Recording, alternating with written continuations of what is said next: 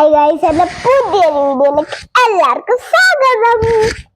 ഇത് ഒരു തേനില് ബദവും ഇതൊക്കെ ആക്കിയിട്ട് ഒരു സാധനമാണ്. പിന്നെ ഇവിടെ ബദവും മുന്തിരിയൊക്കെ ഉണ്ട്.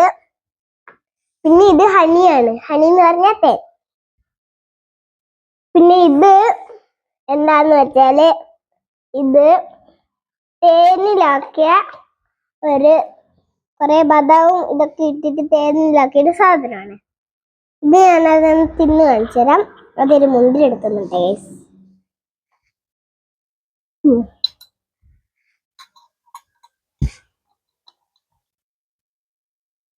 ഞാൻ ബദവും തേനും കൂടി ഒരുമിച്ച് എടുക്കുന്നു.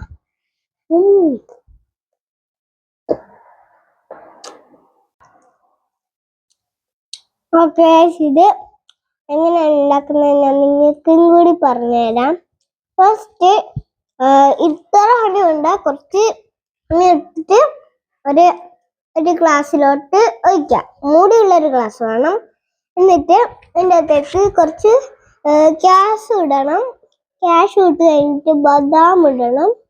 ബദാം വേണം. അത് കഴിഞ്ഞിട്ട് മുന്തിരി ഇടണം. എന്നിട്ടൊന്ന് മിക്സ് ചെയ്തതിന് ശേഷം ഹണി ഒഴിക്കണം. ഹണി കുറച്ചും കൂടി കൂടുതലായിക്കോട്ടെ എന്ന് വിചാരിച്ചോ. ഓക്കെ ഗൈസ്, ഞാൻ ഹണി ഒഴിക്കാൻ വേണ്ടി പോവാണ്. ഇതാണ് ഈ വലിയ പാത്രത്തിൽ നിറച്ച് ഹണിയാണ് ഗൈസ്.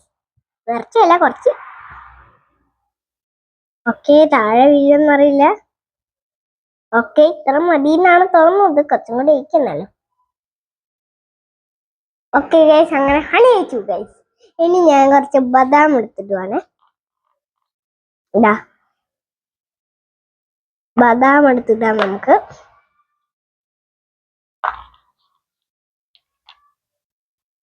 ഇടാൻ കുറച്ച് കൂടുതൽ ഇടാം ഗൈസ്. എന്താന്ന് വെച്ചാല് തേന് കുറച്ച് കൂടുതലായിപ്പോയി.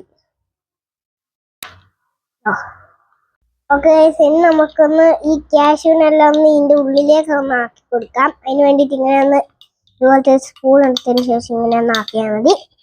ഇനി അടുത്തതായിട്ട് നമ്മള് ക്യാഷ്യൂ ആണ് ഇടാൻ വേണ്ടി പോകുന്നത്. ക്യാഷ്യൂ ഇടുന്നതിന് മുമ്പ് തന്നെ കുറച്ച് തേൻ ടേസ്റ്റ് എടുക്കാം. ഇനി നമുക്ക് കുറച്ച് ക്യാഷ്യൂ എടുത്ത് ഇങ്ങനെ ഇടാം.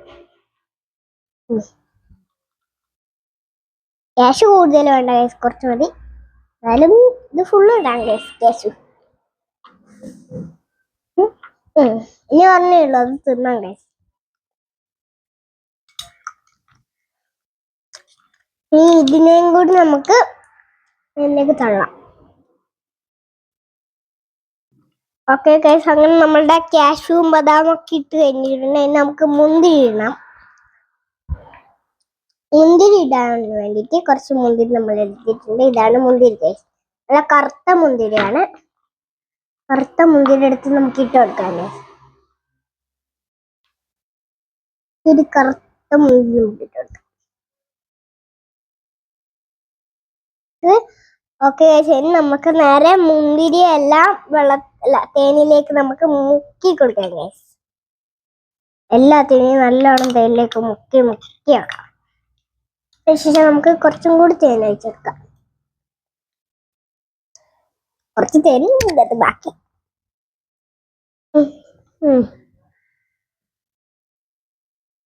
എന്തായാലും നമുക്ക് ഒഴിച്ചെടുക്കാം. ഓക്കെ, ഇത്ര മതി.